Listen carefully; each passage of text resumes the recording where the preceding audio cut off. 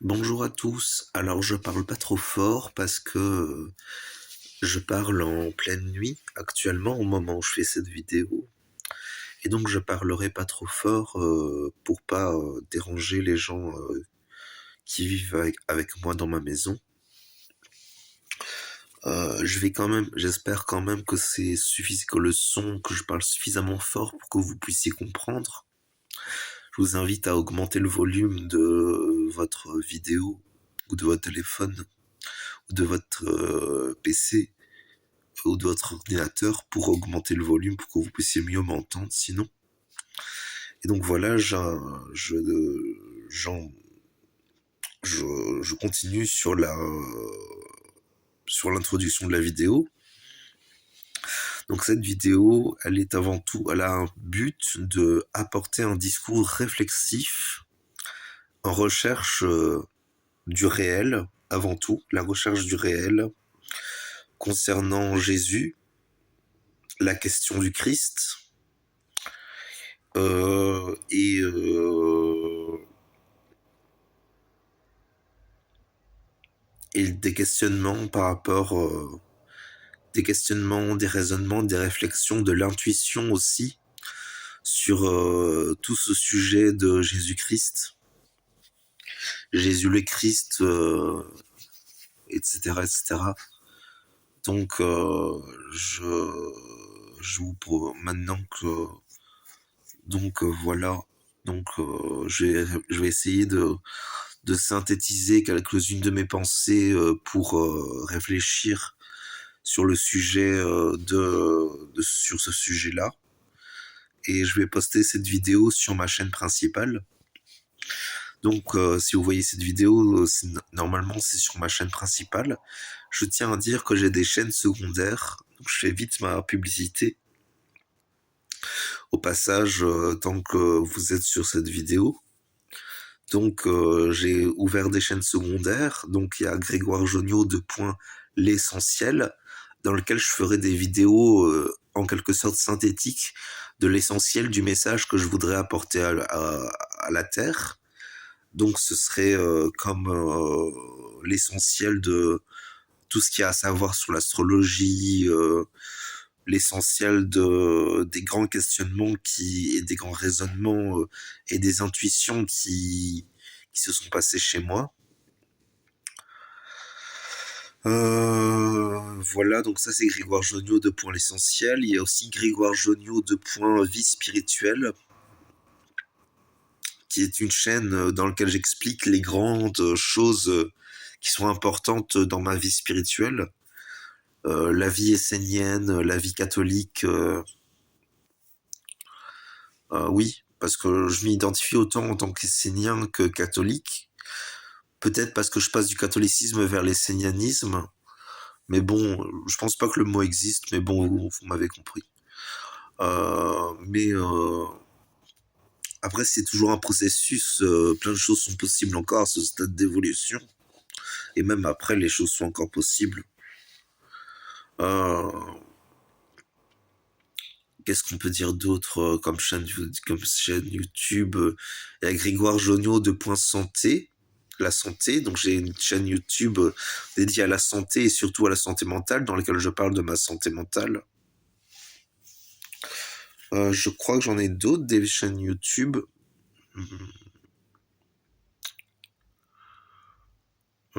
J'en ai d'autres, mais je n'arrive plus à m'en souvenir là tout de suite. C'est surtout la chaîne YouTube sur laquelle vous regardez actuellement la vidéo qui est la plus active, sur laquelle je poste le plus de vidéos. Les autres, c'est périodiquement, c'est quand même plutôt rare au final que j'aille sur ces chaînes-là pour poster des vidéos.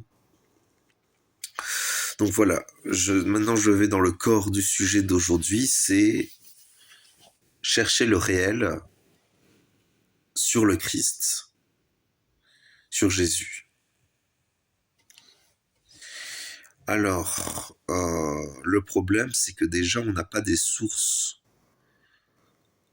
je trouve, suffisantes pour,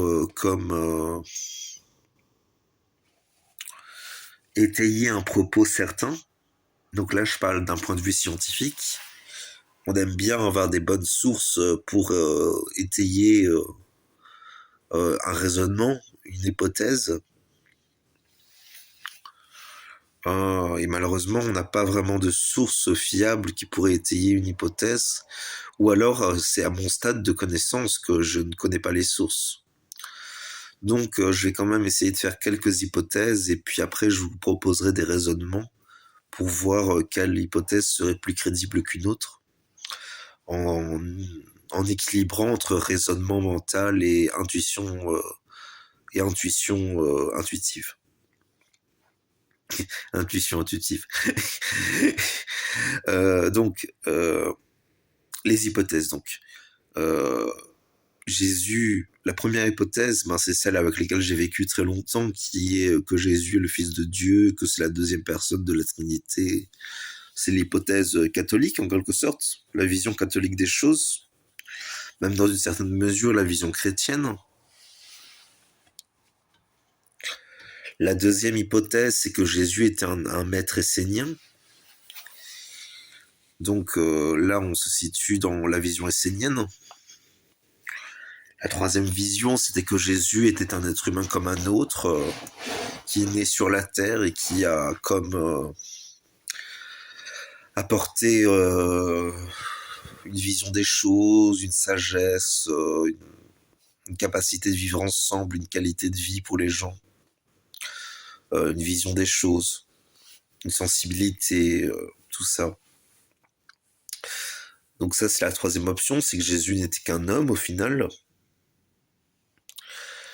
Ensuite, la quatrième vision, ben, on va dire en gros que c'est la vision des ésotéristes, cette idée que Jésus était un être humain et qu'il a comme reçu l'énergie christique pour travailler avec sur la terre pour illuminer les humains, et que c'était une mission en rapport avec les maîtres ascensionnés et tout ça, tous les grands maîtres de la fraternité blanche universelle. Donc ça fait déjà 4 hypothèses.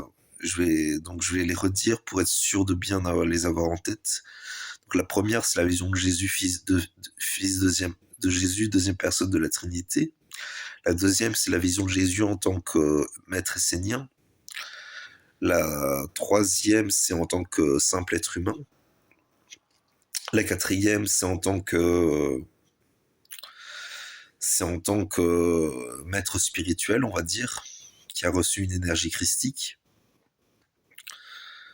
Et la quatrième, on va dire que c'est la vision nazaréenne dans laquelle Jésus est une incarnation de Dieu dans la tradition nazaréenne, donc de Yod et Vavé, de Dieu, donc je ne sais plus comment on appelle Dieu chez les Nazaréens. Je sais que les Juifs l'appellent Hachem, mais bon, les Nazaréens ne sont pas vraiment des des gens qui appellent Dieu Hachem. Ils l'appellent par son vrai nom en quelque sorte. Donc Jéhovah, Yehovah, Yoeva, je ne connais pas, je ne suis pas suffisamment instruit pour répondre à cette question. Donc on va se limiter à ces 4 options-là, parce que c'est quand même des visions qui correspondent à mes horizons, à mes connaissances et à mes expériences terrestres. Les autres hypothèses, il y en a sûrement d'autres, mais bon, je veux pas trop m'éparpiller avec beaucoup d'hypothèses parce que ça va pas être évident pour moi de tout gérer. Parce que je pense pas que j'arriverai à gérer une hypothèse puis passer à l'autre, parce qu'au final ça va se faire comme un raisonnement fluide et comparatif entre les visions des choses. Donc j'ai besoin de comparer une hypothèse à une autre, puis de faire une des deux hypothèses avec une autre, et ainsi cheminer dans le cheminement mental et intuitif. Pour trouver la bonne réponse, la réponse vraie, juste et réelle, on va dire, si on peut accorder le vrai et le réel en tout cas. C'est pas toujours évident, mais ça doit être possible, je suppose. Résumons les hypothèses. Donc, la première, c'est que Jésus est le Fils de Dieu, deuxième personne de la Trinité, vision chrétienne. La deuxième, c'est que Jésus était un maître essénien. La troisième, c'est que Jésus est un maître, un sage de l'humanité, en quelque sorte. La quatrième, c'est que Jésus est un maître ascensionné ou un disciple des maîtres ascensionnés ou un théosophe. Enfin, un théosophe, il n'était pas théosophe, mais bon, quelqu'un qui était de l'ordre de l'ésotérisme, tel qu'on le présente aujourd'hui dans l'ésotérisme. Et la cinquième option, c'est Jésus en tant que nazaréen, dans la vision nazaréenne des choses. Donc en tant qu'incarnation de Dieu chez les Nazaréens. Alors,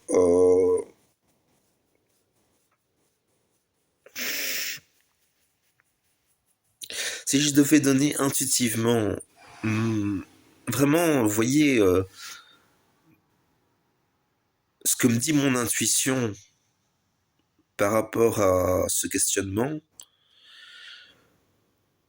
j'hésite fort entre la vision nazaréenne et la vision essénienne, mais c'est comme, comment dire, vous voyez, j'ai pas une intuition qui va vraiment dire oui, c'est comme ça, quoi. C'est pas très clair. C'est pas comme s'il y avait vraiment c'est pas comme s'il y avait une option qui sortait clairement du lot parmi toutes ces options. Et puis, on peut aussi dire que toutes ces options ont peut-être un fond de vrai. Surtout qu'il y a d'autres options aussi qui pourraient venir. Donc, comment dire, on peut pas non plus dire que ce serait forcément l'une de ces options qui serait la vraie. Euh, Qu'est-ce qu'on peut dire d'autre sur ces options? Moi, j'ai grandi quand même beaucoup avec la vision catholique des choses, donc et pourtant je suis plus attaché à cette vision. J'ai tellement fréquenté les vidéos esséniennes que j'ai pu voir autrement les choses. Et en même temps, je me suis fort intéressé aux maîtres de sagesse, aux maîtres ascensionnés, à toutes ces spiritualités-là que je peux voir aussi de cette façon-là. Il y a aussi ceux qui vont dire que Jésus n'était qu'un être humain parmi d'autres et qui auront une vision des choses beaucoup plus pragmatique, des choses beaucoup plus simples et beaucoup plus, mais quand même reposant sur quelque chose de réel, quand même, faut bien le dire. Euh, euh, cette vision que Jésus ne serait qu'un être humain, euh, elle repose quand même sur une expérience sensible. Elle repose sur cette certitude qu'on ne peut pas vraiment discerner facilement l'être humain d'un autre, un être humain spécial d'un autre être humain. Je suis pas certain de ce que je viens de dire. Je pense pas que j'ai dit quelque chose de bien.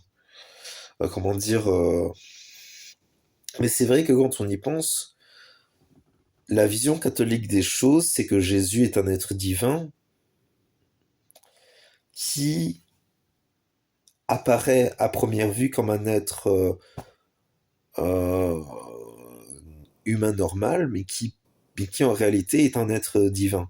Donc ça, c'est la vision catholique des choses, et même de la vision chrétienne.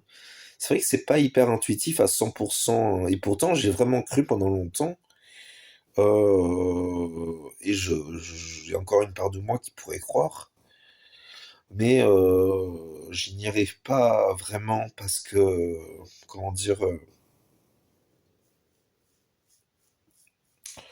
je n'y arrive pas vraiment à croire parce que, déjà il y a les arguments des autres visions. Donc face à ces arguments-là, on peut pas trancher clairement. Ce qui n'empêche pas d'avoir des intuitions et ce qui s'apparente à des révélations à certains moments. Euh,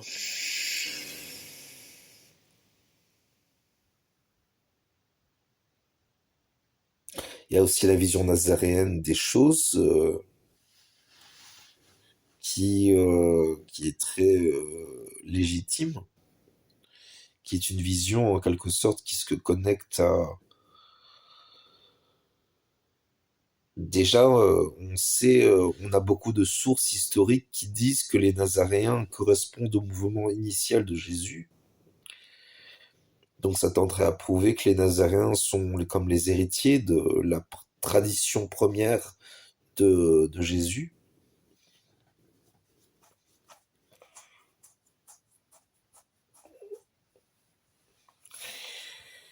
Donc voilà.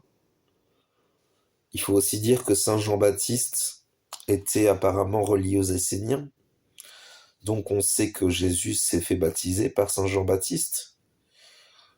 Probablement une raison choisie par Dieu pour que Jésus soit comme reconnu par Saint Jean-Baptiste, pour qu'il y ait une transition entre le mouvement de Jean-Baptiste et le mouvement de Jésus. Après, il n'empêche que on peut voir ce passage d'autorité sans forcément penser en termes de reliance spirituelle à 100%.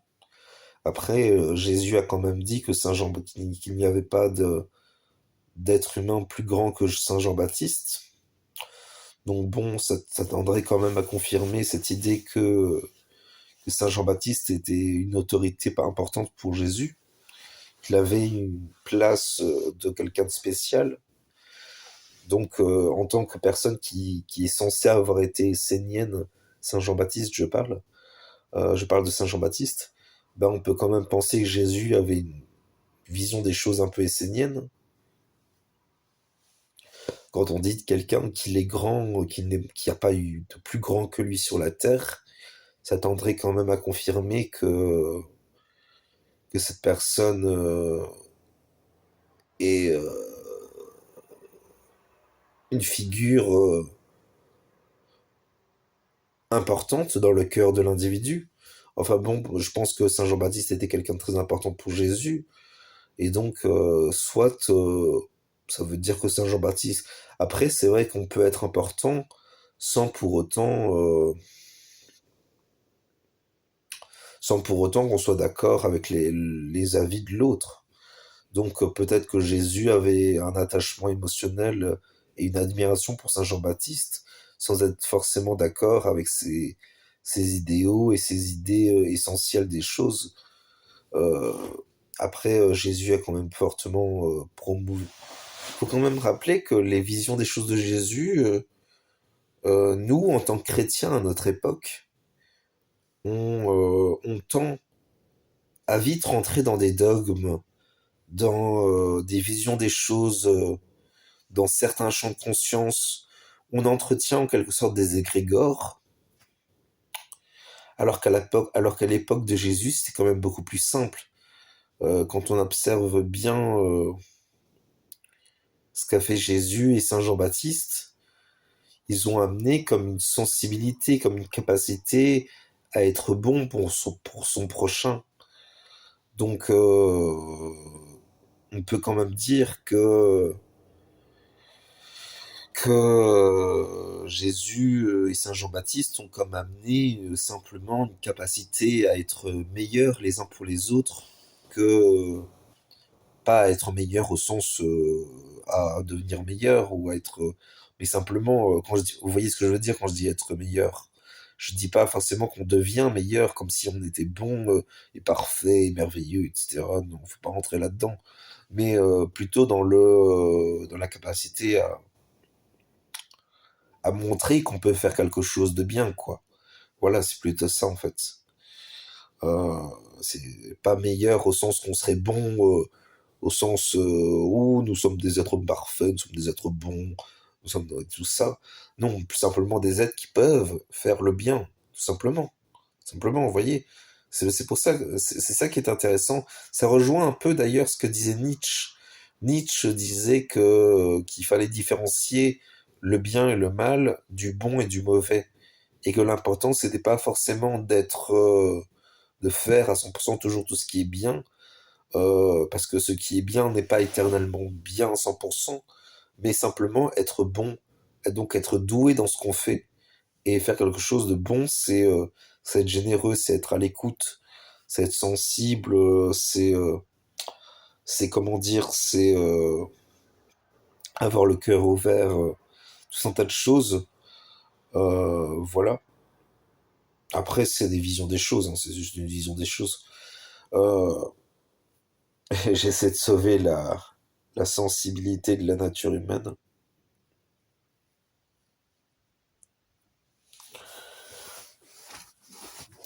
Qu'est-ce qu'on peut dire d'autre sur Jésus?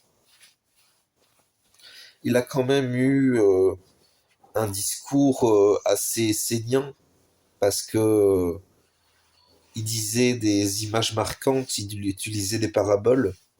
Après, on sait aujourd'hui que c'est quand même quelque chose qui se faisait à son époque. Il n'était pas le seul qui faisait des paraboles, donc bon, ça veut pas forcément dire que il était essénien, mais les Esséniens apparemment avaient une tendance à utiliser la nature et la réalité environnementale pour pour imager des réalités spirituelles.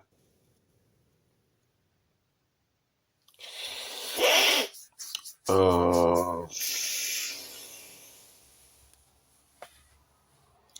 Il y a aussi cette idée de l'énergie christique qui serait différente de qui était Jésus.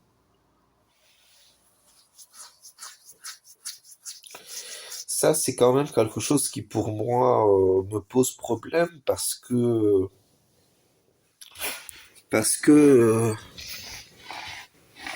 comment dire? Ben, parce que, au final, quand on observe bien les choses,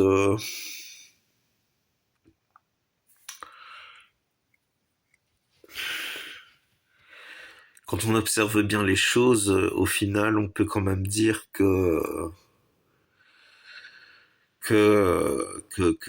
quand les apôtres, Saint Paul aussi, les disciples en général, les suiveurs de Jésus, disaient que Jésus était le Christ, ils ne voulaient pas dire par là que Jésus... ils ont quand même dit que Jésus était le Christ. Et vous voyez, c'est quand même c'est les origines du christianisme se trouvent quand même dans cette idée que Jésus c'est le Christ. Donc bon, est-ce que c'est un abus de langage en associant l'énergie christique avec Jésus, comme pourrait le dire la vision théosophique ou la vision spirituelle actuelle? Ou est-ce que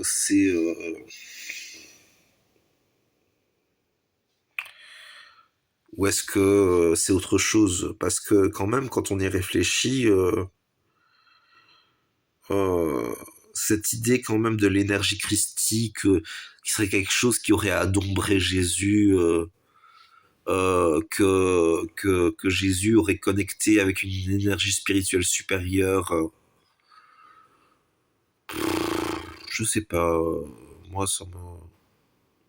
C'est peut-être trop complexe pour moi, mais bon, je sais pas, c'est juste que ben, au final, les personnes qui sont les héritiers de la pensée de Jésus, les apôtres donc, ben, eux, ils ont quand même dit clairement que non, que Jésus c'est le Christ. Et que donc, comment dire,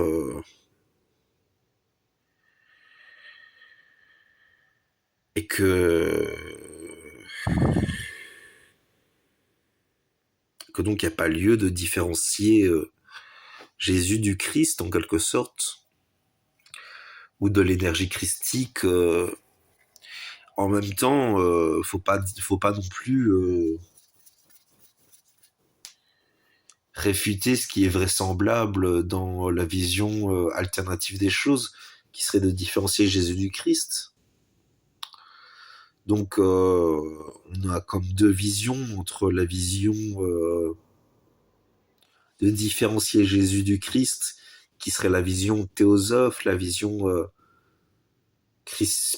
spirituelle de notre temps, et à côté la vision chrétienne qui elle dit clairement que Jésus c'est le Christ. Et il faut quand même savoir que Christ, à la base, ça veut juste dire quelqu'un qui a reçu une onction spéciale. Et Jésus, il a clairement reçu une onction spéciale. Hein. Il était clairement, comment dire,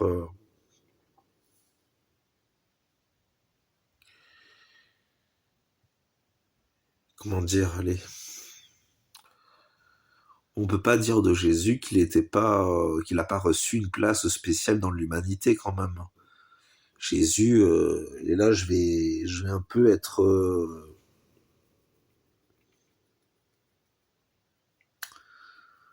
peut-être être un peu provocateur, on va dire. Mais bon, Jésus, il est plus important que dans l'histoire de l'humanité. Jésus est plus important que Mahomet, il est plus important que Moïse, il est plus important que Bouddha, il est plus important que Krishna, que Vishnu, que Brahma.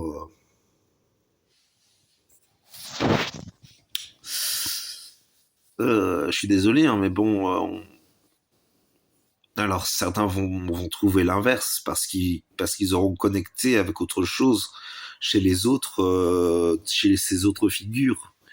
Mais bon, c'est un peu ne pas connaître la figure de Jésus alors parce que ben déjà quand on regarde la face de la terre,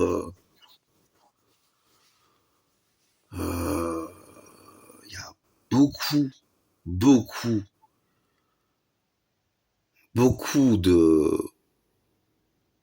choses, pour rester très large, qui sont des conséquences des actes de Jésus. Tandis que Mahomet, au final, il n'y a que l'islam. Donc, comment dire,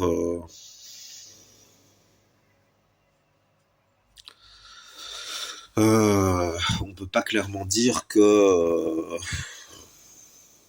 qu'il y aurait une certitude telle des choses que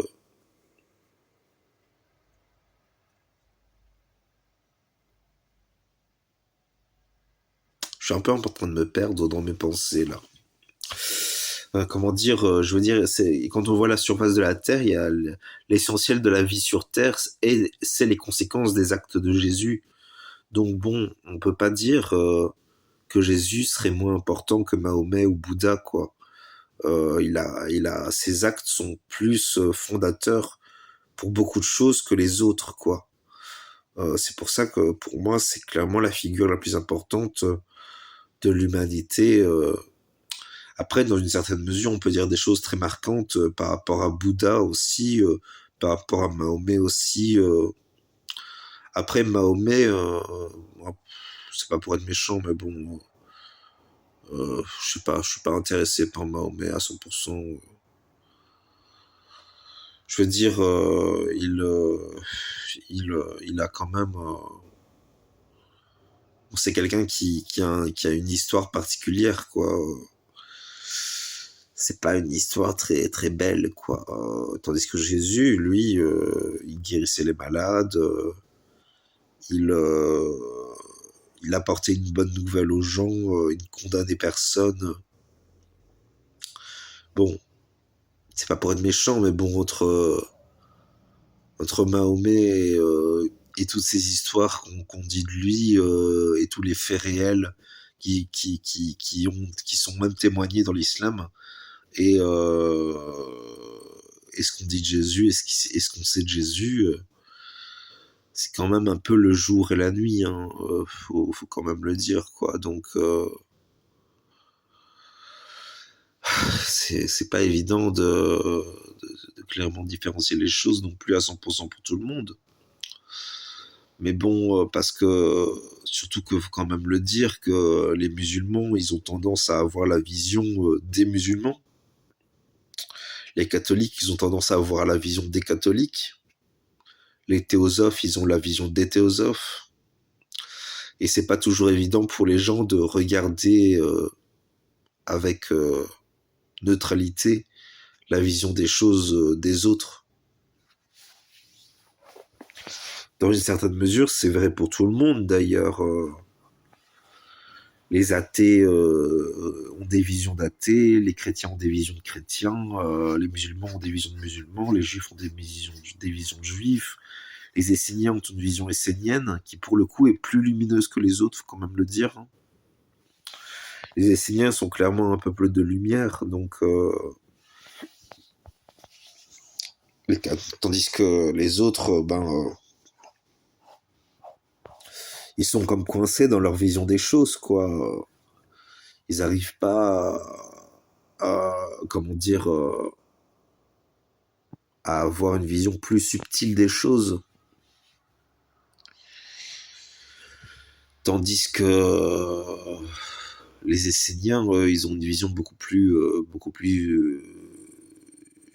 j'ai même envie de dire holistique, ou c'est moi qui ai une vision holistique. Mais bon, ils ont une vision, comment dire,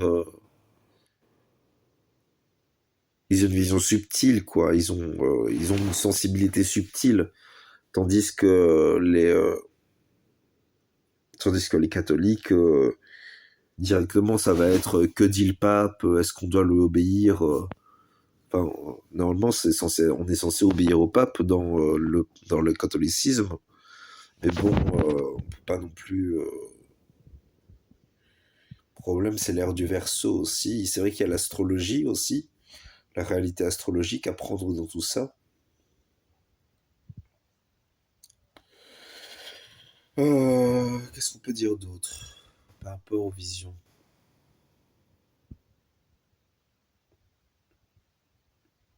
Et le problème, c'est qu'on n'a pas connu Jésus. J'étais pas là, apparemment. Bon, j'ai pas grandi auprès de Jésus en Galilée ou en Judée. Plutôt, je pense que Bethléem c'était en Judée. Il a grandi, je ne sais plus s'il a grandi à Bethléem ou à Nazareth. Je crois qu'il a grandi à, il a grandi, même il a même grandi en Égypte en fait quand on y pense, parce que parce que il euh, il est né à Bethléem, mais avec ce qui s'est passé avec le roi Hérode, il a grandi les premières années de sa vie, les 2, 3 premières années de sa vie, il les a fait en Égypte. Donc bon, comment dire, il a comme, euh, il a comme ça l'a probablement enseigné intuitivement vis-à-vis de certaines choses. Il avait probablement des corps subtils plus développés que d'autres. C'est vrai quand même que quand on observe bien, la vision essénienne des choses est semble plus vraie que les autres, hein, parce que et la vision essénienne, elle est lumineusement générative d'autres visions. Euh, D'ailleurs, ce que disait une personne intelligente que j'ai écouté sur internet il y a quelques jours, qui disait que la vision essénienne originelle a donné la vision chrétienne qui a donné la vision catholique. Moi, je trouve que ça sonne plutôt juste. Ça me semble logique. Et aujourd'hui, on a comme une renaissance du mouvement essénien, qui, comme un retour aux origines, alors qu'à côté, les autres mouvements sont toujours dans leur vision des choses et ne se connectent pas à quelque chose de plus, comment dire, de plus,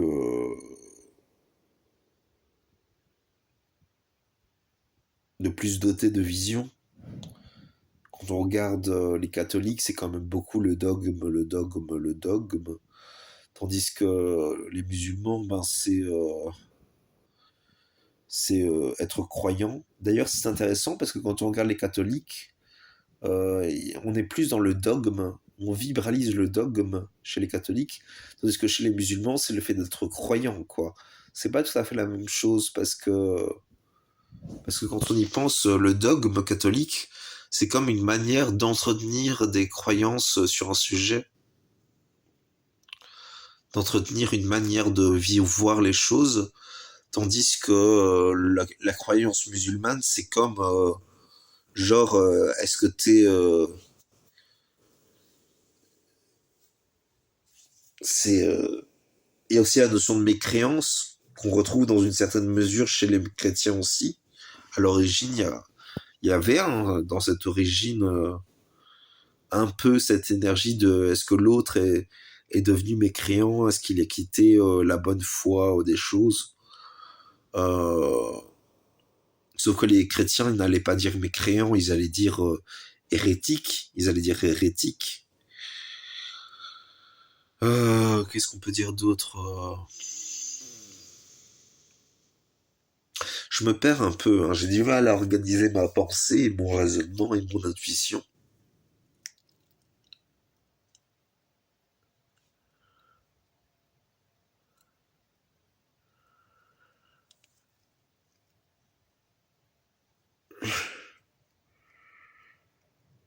Et c'est vrai que parfois je passe par des états mentaux, des états de conscience dans lesquels je me dis genre ah oui, c'est ça la vérité.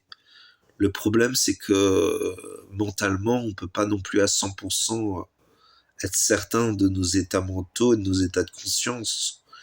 Donc comment on peut être certain à 100% que telle certitude du moment présent ou telle intuition du moment présent est vraie?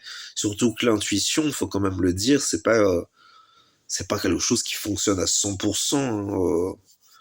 On peut tout autant intuitivement dire que Jésus est le Fils de Dieu, on peut autant dire intuitivement que Jésus était Seigneur, on peut autant intuitivement dire qu'il était maître de sagesse. On peut dire beaucoup de choses intuitivement par rapport à Jésus. Car au final, l'intuition, c'est pas quelque chose qui nous connecte directement au réel. Ça, c'est plutôt le troisième œil. L'intuition, c'est simplement une capacité d'intégration de beaucoup de données à la fois qui vont synthétiser en une vision des choses. Après, ça dépend peut-être aussi de la capacité de développer son intuition aussi, qui fait que certains vont plus facilement se connecter à telle vision des choses, tandis que d'autres vont plus facilement se connecter à telle autre vision des choses. Qu'est-ce qu'on peut dire d'autre par rapport à tout ça?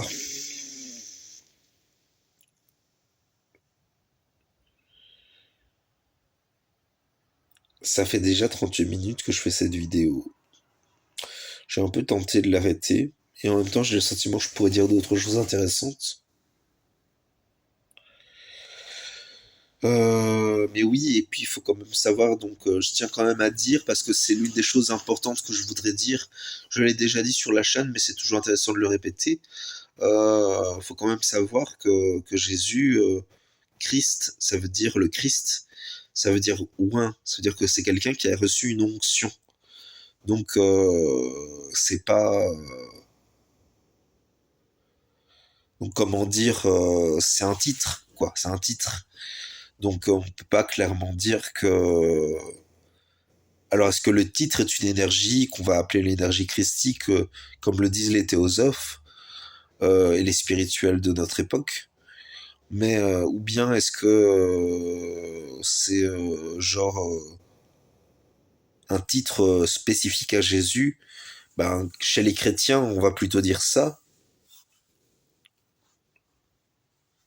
Ce qui est très intéressant, et ça c'est vraiment perturbant, pour moi en tout cas ça l'est, c'est que genre les chrétiens vont dire que l'antéchrist est une énergie qui ne permet pas de voir que Jésus le Christ est le vrai Dieu, Alors qu'à côté, les personnes spirituelles qui vont se dire christiques, eux vont dire qu'au contraire, c'est cette vision chrétienne des choses qui est antéchristique, car le Christ, la véritable énergie christique est pour tout le monde, quoi. Et que tout le monde peut recevoir cette énergie. Euh, et moi, je suis au milieu de tout ça et je me dis, ouh là là là là, qu'est-ce que je pense? Je ne sais pas. Voilà quoi, je suis perdu en fait, je suis complètement perdu. Et on peut même synthétiser tout ça en disant qu'au final, on peut pas savoir, hein, et qu'on ne saura peut-être qu'à la mort.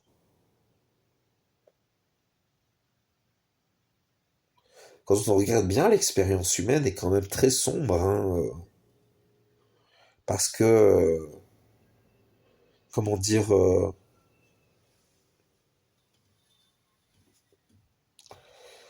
ben oui, elle est très sombre parce que euh, on passe toujours d'un état mental à un autre. En tout cas, moi, c'est ce qui m'arrive depuis plus ou moins 2017. C'est plus ou moins vers 2017 que j'ai vraiment commencé à passer d'un état mental à un autre tous les jours, toujours dans l'incertitude, toujours dans le doute, toujours dans les questionnements. Alors après, c'est intéressant parce que c'est une quête éternelle de la vérité et du réel. Donc il y a un aspect de quête qui peut être très plaisant. Mais bon, à côté, c'est quand même assez... on aimerait bien savoir au bout d'un moment, quoi. Et le problème, et le réel et le vrai se situent peut-être quelque part au milieu de tous ces points de vue, quoi. Peut-être. Je dis juste, peut-être selon moi. Parce que, euh, parce que quand on observe bien, il y a quelque chose de sensible, de concret et de percevant dans chacun de ces points de vue. Chacun de ces points de vue repose sur une vision des choses qui est fondée sur une part de solide, quoi, sur quelque chose qui est sensible, quoi. Donc on peut pas dire on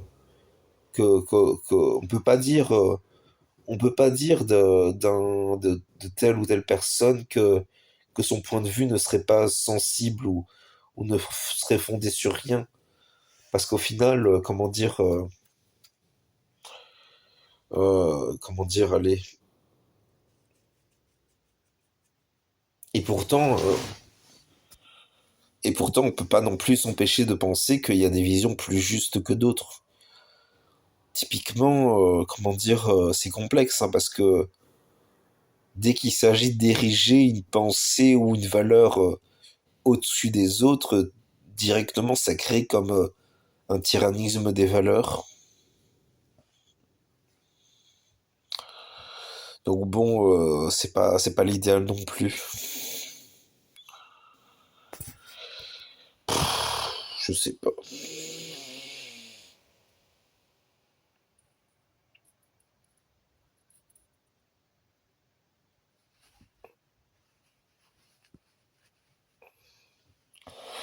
Je vais m'arrêter là pour cette vidéo. J'espère que c'était intéressant pour vous et je vous souhaite une bonne journée. Merci de m'avoir suivi. Bonne journée.